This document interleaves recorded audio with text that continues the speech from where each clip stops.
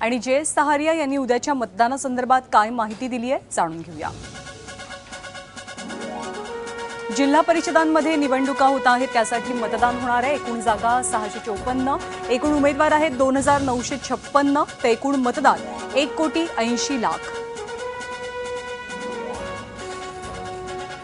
पंचायत समिती एकूण जागा 1288, एकूण उमेदवार उभे राहिलेले आहेत 5167 आणि मतदान केंद्र आहेत 22,000पेक्षा जास्त। 10 महापालिका एकूण जागा 1268, एकूण उमेदवार 9208, अपक्ष उमेदवार 2663, एकूण मतदार आहेत 1,95,00,000 आणि मतदान केंद्र आहेत 21,000।